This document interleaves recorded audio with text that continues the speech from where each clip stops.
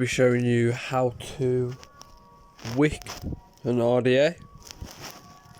This is once you have put the coils in, you know, fire them so that they're firing evenly, stuff like that. I will show you how to re-wick it.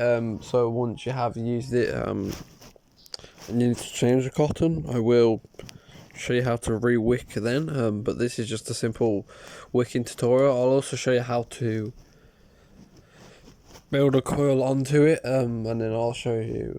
Well, actually, no, I won't be doing those all in one video. This is just wicking for wicking this video. In reality, I probably should have just done how to insert a coil into a deck. So, put this back in there for you. So everything you need. Well, you don't really need. Well, I don't know. You need cotton, and then I've got to say. Yeah, I've just got one of these, just so that it's easier to fluff out the cotton if you do need to, and then obviously move it back, move it down. But anyway, I'll get into that later. So the main thing you do need is sorry about that. So the main thing you do need is cotton. I'm using cotton bacon prime, but you can use any cotton. You can use Muji cotton, Firebolt cotton, any cotton you like, really.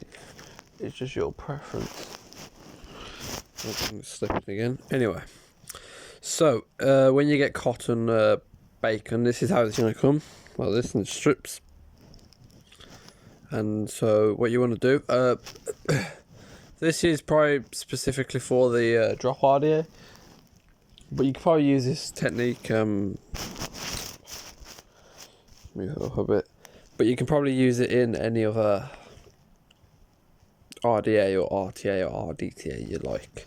So what you want to do, you want to just peel off a bit of cotton, just like this, and then you want to cut it or just rip it about halfway, just like that.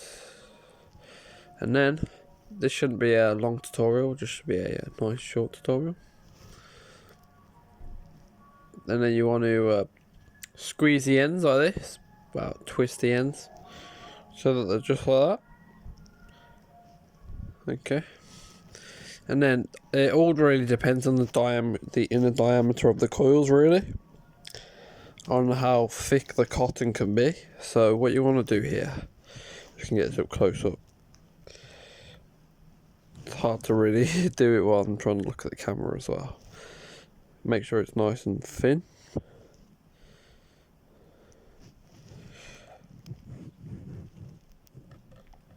Just want to insert it through there. Also insert "that's what she said" jokes right now. Just like that. We want to thread it through. Then it'll come out the other end. Now you can use tweezers at this point, but I just prefer to use my hands and just pull it through. Just like that. And then you want to do the exact same thing with the other end.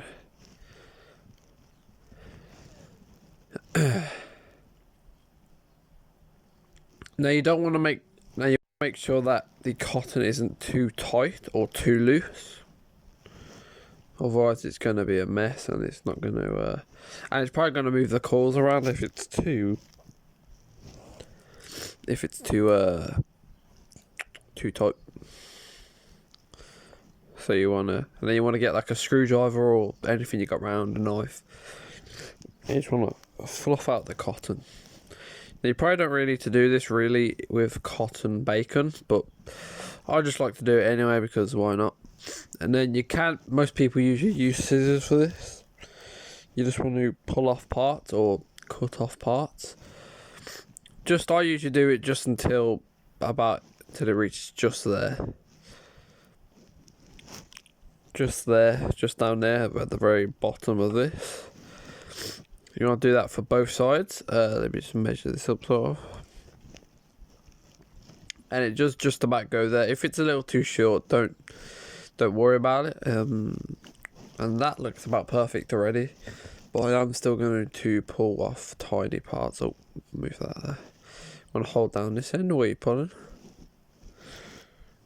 I don't know. Foul. You don't want to pull off too much because you don't want it to be too thin either. You want it perfect. Just little bits, and then you just want to push it in down to the well. Just want to push it down there.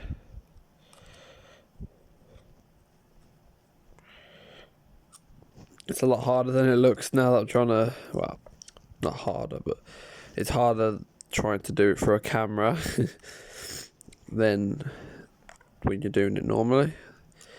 Trying to do that. Just like that. And then you can get some juice. For example, I'm using some Donut King strawberry cream. You can just drench. Oh, camera's fell again.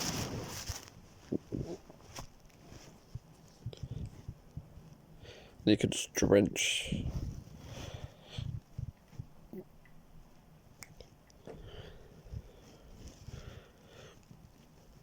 And then I'm just going to turn up the power here. You just want to just fire it tiny bit.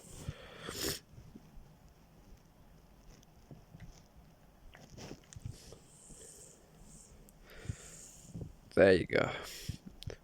You'll know when it's properly wicked, when it's spitting like that.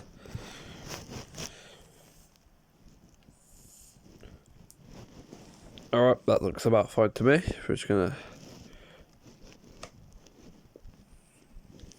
Yep, just right there.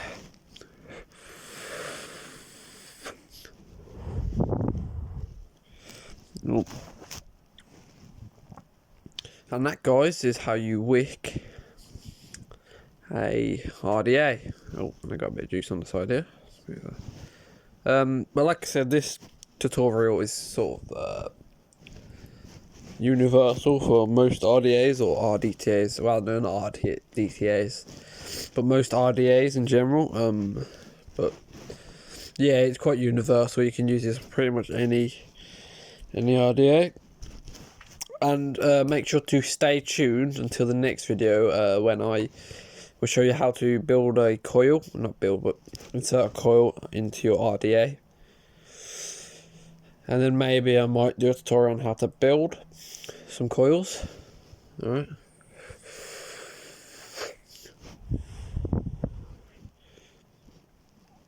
Oh, let's turn my airflow up. I was wondering why I was getting a weird pull there.